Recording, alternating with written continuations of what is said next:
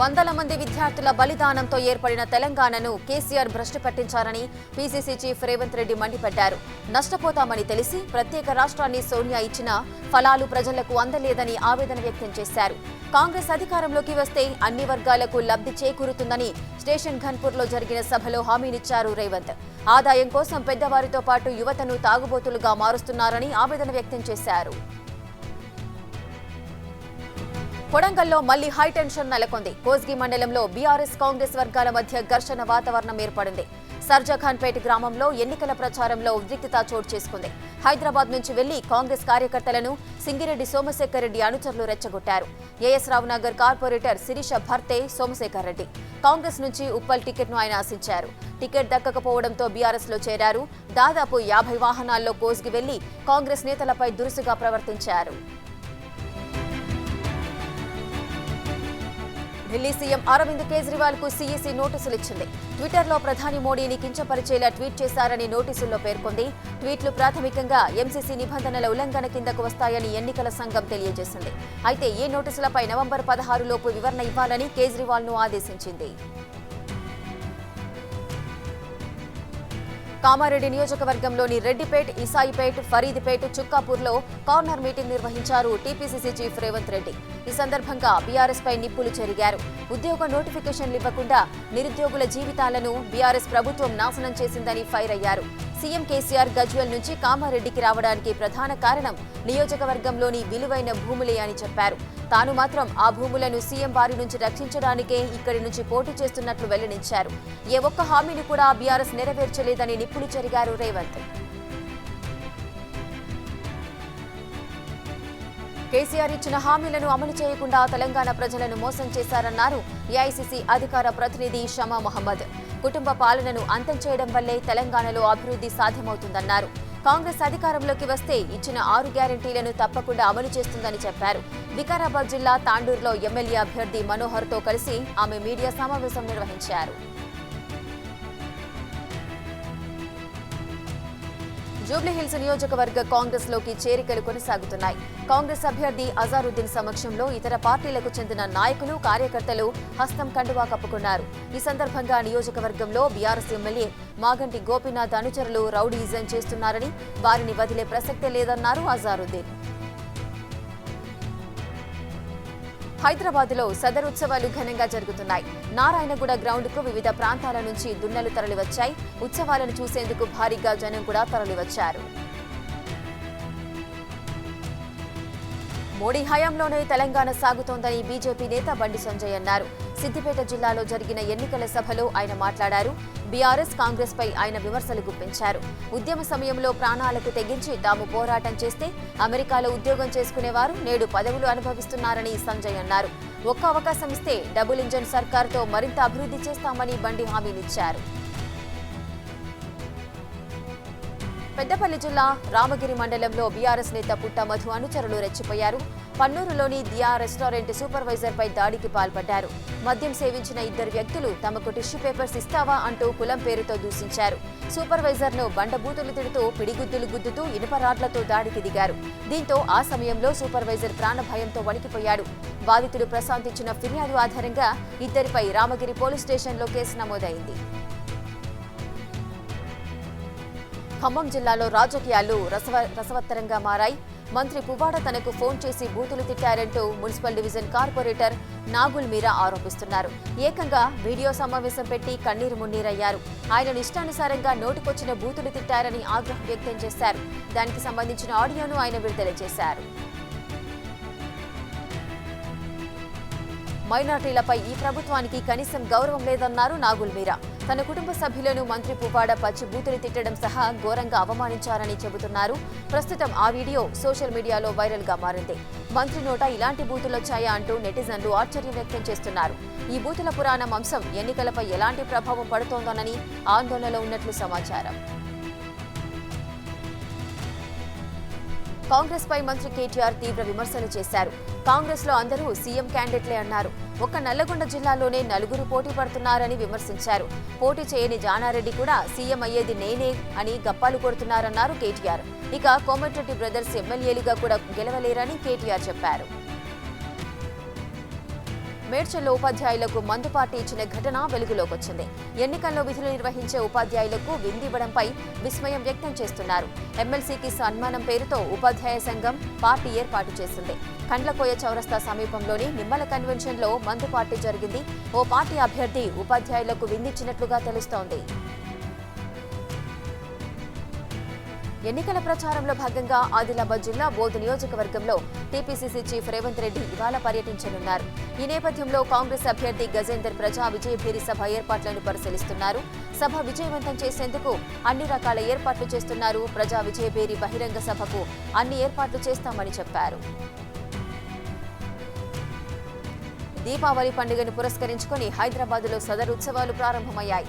నారాయణగూడ గ్రౌండ్లో నిర్వహించే సదర్ సమ్మేళనంలో యాదవ సంఘం సభ్యులు పాల్గొంటారు. వారికి దున్నపోతులు నమస్కరిస్తాయి. ఆ తర్వాత యాదవులు వాటిని పూజించి సంబరాలు చేసుకుంటారు. దున్నపోతును తమ ఇంటి ఆడపడుచులా భావిస్తామని తెలంగాణ యాదవ సంఘం ప్రెసిడెంట్ చిట్టబోయిన నందకిషోర్ యాదవ్ చెప్పారు. నల్గొండ జిల్లా నాగార్జునసాగర్ నియోజకవర్గంలో భారీ మెజార్టీతో గెలవబోతున్నానని ధీమా వ్యక్తం చేశారు కాంగ్రెస్ పార్టీ అభ్యర్థి కుందూరు జైవీర్ రెడ్డి. నాగార్జునసాగర్ నియోజకవర్గ అభివృద్ధి జానారెడ్డి హయాంలోనే జరిగిందని ఆయన తెలిపారు. బీఆర్ఎస్ పార్టీని ప్రజలు నమ్మే పరిస్థితిలో లేరని, రాబోయే ఎన్నికల్లో వారికి తగిన గుణపాఠం చెప్పబోతున్నారని కుందూరు జైవీర్ రెడ్డి చెప్పారు. కామారెడ్డిలో సీఎం కేసీఆర్ కు ఓటు వేయొద్దని వినూత్నంగా ప్రచారం చేశారు ఓయూ విద్యార్థి జేఏసీ చైర్మన్ కంభంపాటి సత్యనారాయణ. కేసీఆర్ కు వ్యతిరేకంగా భిక్షాటన చేస్తూ క్యాంపెయిన్ నిర్వహించారు. సీఎం కేసీఆర్ తెలంగాణలో 92,000 ఉద్యోగాలు భర్తీ చేస్తామంటూ దొంగ మాటలు చెప్పాడన్నారు కంభంపాటి సత్యనారాయణ. ఇంటికో ఉద్యోగమని చెప్పి మోసం చేసిన కేసీఆర్ ను ఓడించి రాజకీయ నిరుద్యోగిని చేయాలని పిలుపునిచ్చారు. తెలంగాణలో నామినేషన్ ఉపసంహరణ ప్రక్రియ సాగుతోంది. సీఎం కేసీఆర్ సొంత నియోజకవర్గం గజ్వేల్లో తొలి రోజు 28 మంది అభ్యర్థులు తమ నామినేషన్లు విత్డ్రా చేసుకున్నారు. ఇంకా గజ్వేల్ బరిలో 86 మంది అభ్యర్థులున్నారు. సీఎం కేసీఆర్ పై నామినేషన్ వేసిన వారిని బుజ్జగించగా కొందరు నామినేషన్ ఉపసంహరించుకున్నారు. మరికొందరు ససేమిరా అంటున్నారు. ఇవాల్టితో గడువు ముగుస్తుండటంతో బుజ్జగింపుల పర్వం ఇంకా కొనసాగుతోంది. ఎర్రచందనంపై కేంద్ర ప్రభుత్వం సంచలన నిర్ణయం తీసుకుంది. ఎర్రచందనంపై ఆంక్షలు ఎత్తివేస్తున్నట్లు ప్రకటించింది. ఎర్రచందనం సాగు చేసుకునేందుకు రైతులకు అనుమతినిచ్చింది. ఎర్రచందనం సాగుతో పాటు ఎగుమతికి అనుమతి ఇవ్వడంతో పాటు రైతులకు ప్రోత్సాహకాలు కూడా ఇస్తామని కేంద్రం ప్రకటించింది. 2004లో ఎర్రచందనం ఎగుమతులపై భారత్ నిషేధం విధించింది. కేసీఆర్ పాలనలో తెలంగాణ రాబందుల పాలైందని మాజీ మంత్రి కాంగ్రెస్ అభ్యర్థి తుమ్మల నాగేశ్వరరావు అన్నారు. ప్రాజెక్టుల్లో స్వాహా చేసిన సొమ్ముతో ఓటర్లను కొనాలని చూస్తున్నారని ఆయన ఆరోపించారు. నేను, నా కంపెనీ, నా బినామీ అనేలా మంత్రి తీరు ఉందని ఎద్దేవా చేశారు. మోరీలు కట్టే పని కూడా వదలడం లేదని ఫైర్ అయ్యారు తుమ్మల. మందకృష్ణ మాదిగపై తీవ్ర ఆరోపణలు చేశారు ఏపీ ఎంఆర్పీఎస్ అధ్యక్షుడు వెంకటేశ్వరరావు. బీజేపీ వద్ద 100 కోట్లు తీసుకుని మందకృష్ణ మాదిగ జాతికే తీవ్ర అన్యాయం చేశారన్నారు. కేవలం కాంగ్రెస్ గెలుపును అడ్డుకునేందుకే బీజేపీతో కలిసి విశ్వరూప సభ పేరుతో ఓ పొలిటికల్ డ్రామా క్రియేట్ చేశారని మండిపడ్డారు. ఎస్సీ వర్గీకరణపై రేవంత్ రెడ్డి స్పష్టమైన హామీ ఇస్తే సపోర్ట్ చేస్తామన్నారు వెంకటేశ్వరరావు. తిరుమలలో మరోసారి చిరుత సంచారంతో టీటీడీ, పోలీస్, ఫారెస్ట్ అధికారులు అలర్ట్ అయ్యారు. శ్రీవారి మెట్టు మార్గంలో పోలీసులు పహారా కాస్తున్నారు. చెక్పోస్టు దగ్గర భక్తులకు సూచనలు చేస్తున్నారు. గుంపులుగా వెళ్లాలని, పిల్లలను దగ్గరగా ఉంచుకోవాలని సూచిస్తున్నారు పోలీసులు. సోమవారం సాయంత్రం శ్రీవారి మెట్టు మార్గంలో చిరుతను గుర్తించారు భక్తులు. దీంతో తీవ్ర భయాందోళనకు గురవుతున్నారు. చిరుతను చూసిన వెంటనే సెక్యూరిటీకి సమాచారం ఇవ్వడంతో వాళ్ళు అలర్ట్ అయ్యారు. కొద్ది రోజుల క్రితం చిరుత దాడిలో చిన్నారి లక్షిత చనిపోయింది. దీంతో ఫారెస్ట్ సిబ్బంది సహాయంతో స్పెషల్ ఆపరేషన్ చిరుతను చేపట్టింది టీటీడీ. ఈ ఆపరేషన్లో 6 చిరుతలను బంధించడంతో కాస్త ఊపిరి పీల్చుకున్నారు భక్తులు. అయితే మరోసారి చిరుత సంచారంతో తీవ్ర భయాందోళనకు గురవుతున్నారు. టీటీడీ బోర్డు కీలక నిర్ణయం తీసుకుంది. నడకదారిలో భక్తుల భద్రత కోసం ప్రత్యేక దృష్టి సారించింది. 3.5 కోట్ల ఖర్చుతో ట్రాప్ కెమెరాలు ఏర్పాటు చేసి కొనుగోలు చేశారని నిర్ణయించారు. మరోవైపు తిరుపతిలో రోడ్ల అభివృద్ధికి కూడా నిధులను కేటాయించాలని నిర్ణయించింది. మంగళం నుంచి రేణిగుంట వరకు రోడ్డు అభివృద్ధికి 15 కోట్లు కేటాయించారు. ఇక ఎంఆర్పల్లి జంక్షన్ నుంచి అన్నమయ్య వరకు రోడ్డు నిర్మాణ పనులకు 4.5 కోట్ల రూపాయలకు కేటాయిస్తూ నిర్ణయం తీసుకున్నారు. పాలకుర్తి సభలో సీఎం కేసీఆర్ చేసిన వ్యాఖ్యలకు కాంగ్రెస్ అభ్యర్థి యశస్విని రెడ్డి స్ట్రాంగ్ కౌంటర్ ఇచ్చారు. టోపీలు పెట్టే అలవాటు తమకు లేదని, టోపీలు పెట్టే బాబులు మీరే అంటూ బీఆర్ఎస్ నేతలకు మైండ్ బ్లాంక్ అయ్యే రేంజ్లో కేసీఆర్ విమర్శలను తిప్పికొట్టారు. ప్రజాసేవ కోసం విలాసవంతమైన జీవితం వదులుకొని వచ్చామని చెప్పారు. తరాలు తిన్నా తెరగని సంపద తమకు ఉందన్న యశస్విని తమ కోసమో తమ పిల్లల కోసమో దోచుకోవడానికి రాలేదన్నారు. ప్రజలు కోరుకున్నందుకే సేవ చేయడానికి వచ్చామన్నారు. పాలకుర్తికి ఎర్రబెల్లి పీడను వదిలించడమే లక్ష్యమని తేల్చి చెప్పారు. యశస్విని రెడ్డి స్ట్రాంగ్ గా కౌంటర్ ఇవ్వడానికి కారణం కేసీఆర్ చేసిన వ్యాఖ్యలే.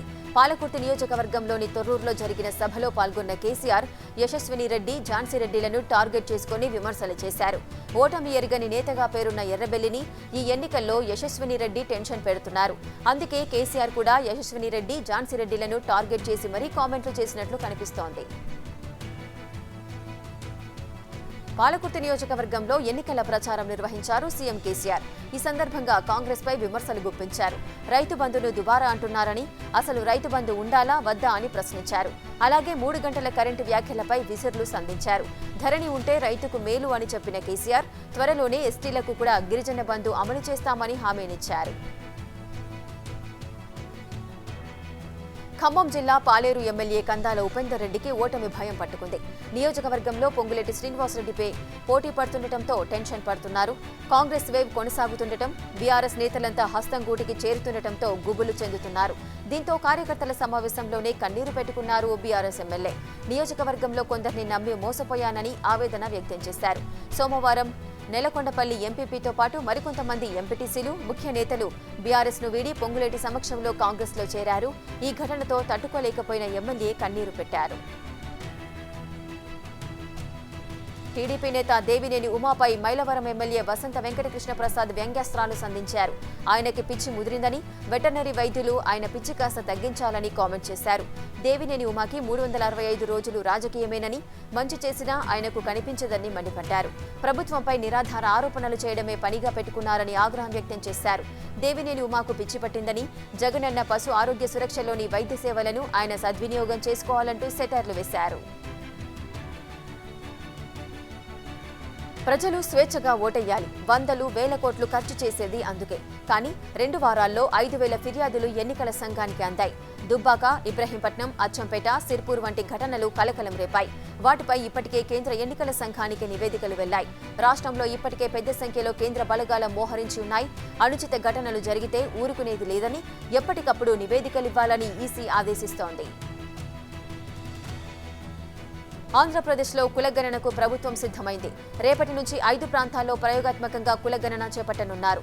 3 గ్రామ సచివాలయాలు, 2 వార్డు సచివాలయాల పరిధిలో క్యాష్ సెన్సెస్ చేపట్టారు. జిల్లా కలెక్టర్ల పర్యవేక్షణలో ఈ కార్యక్రమం జరుగుతోంది. 5 ప్రాంతాల్లో లోటుపాట్లను తెలుసుకుని కులగణనలో మార్పులు చేర్పులు చేయాలని ప్రభుత్వం నిర్ణయించింది. రేపటి నుంచి జిల్లా స్థాయిలో రౌండ్ టేబుల్ సమావేశాలు సైతం జరగనున్నాయి. హైదరాబాద్ ఎమ్మెల్యే క్వార్టర్స్లో కాంగ్రెస్, సిపిఐ, టీజేఎస్ నాయకులు సమావేశమయ్యారు. ఎన్నికల్లో అనుసరించాల్సిన అంశాలపై చర్చిస్తున్నారు. సమావేశంలో ఏఐసీసీ రాష్ట్ర incharge Manikrao Thackeray, TPCC working president Mahesh Kumar Goud, CPI నాయకులు చాడ వెంకటరెడ్డి, టీజేఎస్ నాయకులు ప్రొఫెసర్ విశ్వేశ్వరరావు పాల్గొన్నారు. స్కిల్ డెవలప్మెంట్ స్కామ్ కేసులో మరో ట్విస్ట్ నెలకొంది. టీడీపీకి ఏపీ సిఐడి నోటీసులు ఇచ్చింది. పార్టీకి సంబంధించిన ఖాతాల వివరాలను ఈ నెల 18 లోపు ఇవ్వాలని అందులో పేర్కొంది. టీడీపీ కేంద్ర కార్యాలయానికి సిఐడి కానిస్టేబుల్ వెళ్లి కార్యాలయ కార్యదర్శి అశోక్ బాబుకు ఈ నోటీసులు అందజేశారు. స్కిల్ డెవలప్మెంట్ కేసు నేపథ్యంలో పార్టీ ఖాతాలోకి వచ్చిన విరాళాల వివరాలు కావాలని నోటీసుల్లో సిఐడి పేర్కొంది. మెదక్ జిల్లా చేగుంట మండలంలో బీజేపీ ఎన్నికల ప్రచారంలో ఉద్రిక్తత చోటు చేసుకుంది. రుక్మాపూర్లో దుబ్బాక అభ్యర్థి రఘునందన్ రావు ఎన్నికల ప్రచారాన్ని ఓ యువకుడు అడ్డుకునే ప్రయత్నం చేశాడు. దీంతో అతనిపై బీజేపీ కార్యకర్తలు దాడి చేశారు. ఇరు వర్గాల మధ్య ఘర్షణ వాతావరణం చోటు చేసుకోవడంతో పోలీసులు వారిని అక్కడి నుంచి చెదరగొట్టారు. పాలకుర్తి కాంగ్రెస్ అభ్యర్థి యశస్విని రెడ్డిపై హాట్ కామెంట్స్ చేశారు సీఎం కేసీఆర్. పాలకుర్తిలో ఏం జరుగుతోందో తనకు తెలుసని అన్నారు. అమెరికా నుంచి విమానంలో వచ్చి 5 రోజులు మురిపించేటోళ్లు మనకు కిరీటం పెడతారా అంటూ విమర్శలు చేశారు. టోపీ పెట్టి మళ్లీ విమానంలో అమెరికా వెళ్తారని సెటర్లు వేశారు. వాళ్లు ఇక్కడ ఉండరని, దయాకర్ రావు ఎప్పుడు నియోజకవర్గాన్ని కనిపెట్టుకుని ఉంటారని, ప్రజల మధ్య తిరుగుతారని తెలిపారు. ఎన్నికల ప్రచారంలో భాగంగా బండి సంజయ్ కరీంనగర్ నియోజకవర్గంలో పర్యటించారు. ఈ సందర్భంగా బీఆర్ఎస్ ఎమ్మెల్యే గంగులపై ఫైర్ అయ్యారు. బీఆర్ఎస్ కార్యకర్తలకు, నాయకులకు తాను వ్యతిరేకం కాదన్నారు. కేసీఆర్ నియంతృత్వానికి, కుటుంబ పాలనకు వ్యతిరేకమన్నారు. తెలంగాణ ఎన్నికల్లో జనసేన కూడా రంగంలోకి దిగింది. ఇప్పటికే అభ్యర్థుల జాబితా విడుదల చేసిన జనసేన పార్టీ ఇక ప్రచారం కూడా ముమ్మరం చేయనుంది. ఇన్నాళ్లు ఏపీ రాజకీయాలు, సినిమాల్లో బిజీగా ఉన్న జనసేన అధినేత పవన్ కళ్యాణ్ కూడా తెలంగాణ అసెంబ్లీ ఎన్నికల్లో ప్రచారం చేయనున్నారు. ఈ నెల 22 నుంచి ఆయన జనసేన తరఫున ఎన్నికల ప్రచారం చేసే అవకాశం ఉంది. నల్గొండ జిల్లా నాగార్జునసాగర్ నియోజకవర్గంలో ఉద్రిక్త పరిస్థితులు నెలకొన్నాయి. బీజేపీ జిల్లా అధ్యక్షుడిపై బీఆర్ఎస్ కార్యకర్తలు దాడికి పాల్పడటంతో ఘర్షణ వాతావరణం చోటు చేసుకుంది. గత ఎన్నికల్లో సీఎం ఇచ్చిన హామీలను నెరవేర్చలేదంటూ నెల్లికలు ప్రాజెక్టు వద్ద నిరసన కార్యక్రమం చేపడుతున్న బీజేపీ జిల్లా అధ్యక్షుడు శ్రీధర్ రెడ్డిని బీఆర్ఎస్ కార్యకర్తలు అడ్డగించారు. ప్రజల ఆకాంక్ష మేరకు కాంగ్రెస్ పార్టీ తెలంగాణను ఏర్పాటు చేస్తే కేసీఆర్ చేతిలో మోసం జరిగిందని కాంగ్రెస్ పార్టీ అభ్యర్థి షబ్బీర్ అలీ అన్నారు. నిజామాబాద్లో జరిగిన ఎన్నికల ప్రచారంలో పాల్గొన్న ఆయన ప్రజలతో మమేకమవుతూ ఓట్లు అభ్యర్థించారు. వినూత్న రీతిలో ప్రచారంలో పాల్గొన్నారు. ఓ టీ దుకాణం వద్ద టీ అమ్మారు. బట్టలు ఇస్త్రీ చేస్తూ స్థానికులను ఉత్సాహపరిచారు. రాష్ట్రం ఏర్పడి 9 ఏళ్లు గడుస్తున్న యువత నిరుద్యోగంతో బాధపడుతోందన్నారు షబ్బీర్. అభివృద్ధి కంటే 10 రెట్లు ఎక్కువగా అవినీతి జరుగుతుందని ఆరోపించారు. వాడవాడలా తిరుగుతూ ప్రజల సమస్యలు చూస్తుంటే గుండె తరుక్కుపోతుందని ఆవేదన వ్యక్తం చేశారు. కాంగ్రెస్ పార్టీ అధికారంలోకి వస్తే పేదలను అన్ని విధాలా ఆదుకుంటామని హామీనిచ్చారు. కాంగ్రెస్ ప్రవేశపెట్టిన 6 గ్యారెంటీలను ప్రజలకు వివరించారు. తెలంగాణ ఎన్నికల ప్రచారాల్లో విచిత్రాలు చోటు చేసుకుంటున్నాయి. బీఆర్ఎస్ కార్యకర్తలు కూడా కాంగ్రెస్కే ఓటేస్తామంటూ చెబుతున్నారు. బీఆర్ఎస్ మీటింగ్లకు వెళ్తాం కానీ ఓటు మాత్రం హస్తానికే అంటున్నారు. నల్గొండ జిల్లా నాగార్జునసాగర్ నియోజకవర్గంలో ఇలాంటి ఘటన ఎదురుపడింది. హాలియాలో బీఆర్ఎస్ ప్రజా ఆశీర్వాద సభను పెట్టింది. ఈ కార్యక్రమానికి కార్యకర్తలు భారీగా చేరుకుంటున్నారు. అయితే మధ్యలో వారికి కాంగ్రెస్ అభ్యర్థి కుందూరు జైవీర్ రెడ్డి కలిశారు. కారులో వెళ్తూ వారికి నమస్కారం పెట్టారు. బీఆర్ఎస్ మీటింగ్లకు మాత్రం వెళ్ళండి, కానీ ఓటు మాత్రం కాంగ్రెస్ కు వేయాలని సూచించారు. దీంతో వాళ్లు కూడా బీఆర్ఎస్ మీటింగ్ కు వెళ్లినా ఓటు మాత్రం మీకే అంటూ బదులిచ్చారు. ప్రస్తుతం ఈ సన్నివేశం ఆకట్టుకుంటోంది. ములుగు నియోజకవర్గంలో సీతక్క ప్రచారాన్ని వేగవంతం చేశారు. ఎన్నికలు దగ్గర పడుతున్న కొద్దీ సుడిగాలి పర్యటన చేస్తున్నారు. నియోజకవర్గంలో అడుగడుగునా సీతక్కకు ఘన స్వాగతం లభిస్తోంది. పాపయ్యపల్లి, నర్సాపూర్ గ్రామాలలో సీతక్క ఇంటింటి ప్రచారం చేశారు.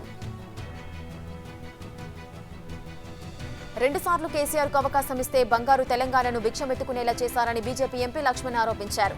మరోసారి అవకాశం ఇస్తే తెలంగాణలో చిప్పకూడు కూడా మిగలదని విమర్శించారు. 10 ఏళ్లు ఒక్క రేషన్ కార్డు ఇవ్వలేదని ఆగ్రహం వ్యక్తం చేశారు ఆయన.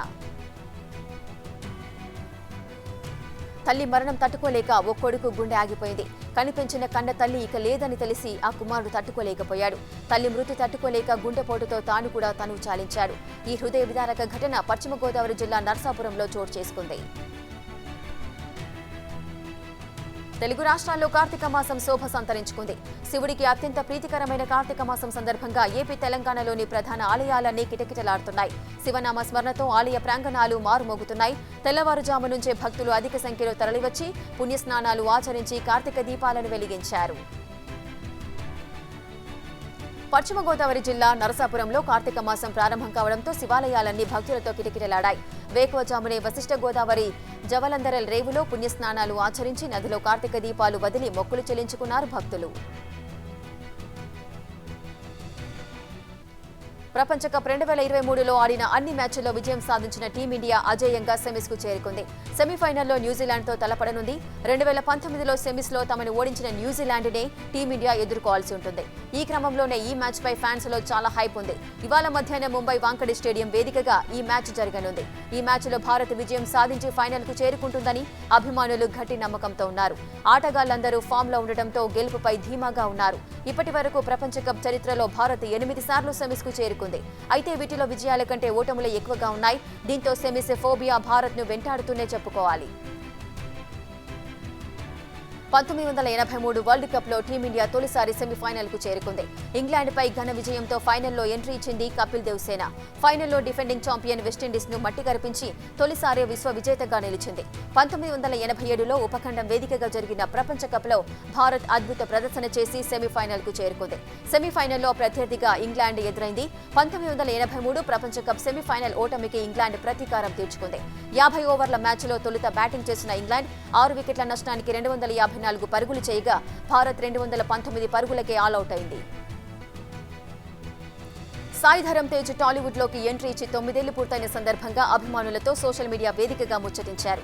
ఈ క్రమంలో ఓ అభిమాని తనకు 10 లక్షలు కావాలంటూ అడగ్గా సాయి బ్రహ్మానందం నవ్వుతూ ఉండే GIF ని పోస్ట్ చేశారు. ప్రస్తుతం చేస్తున్న సినిమా గురించి అభిమానులతో పంచుకున్నారు.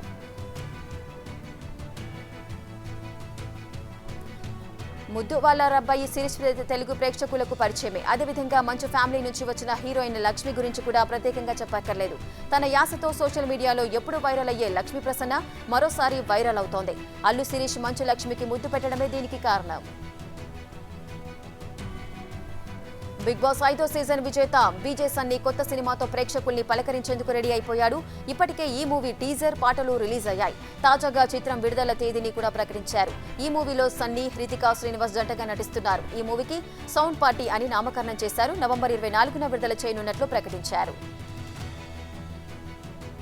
కోస్తాంధ్ర, ఒడిశా తీర ప్రాంతాల్లో వర్షాలు పడతాయని వాతావరణ శాఖ తెలియజేసింది. ఆగ్నేయ బంగాళాఖాతంలోని అండమాన్ నికోబార్ పరిసర ప్రాంతాల్లో అల్పపీడనం ఏర్పడిందని, ఇది తీవ్ర వాయుగుండంగా మారి కోస్తాంధ్ర తీరానికి దగ్గరగా వచ్చే అవకాశం ఉందని తెలిపింది.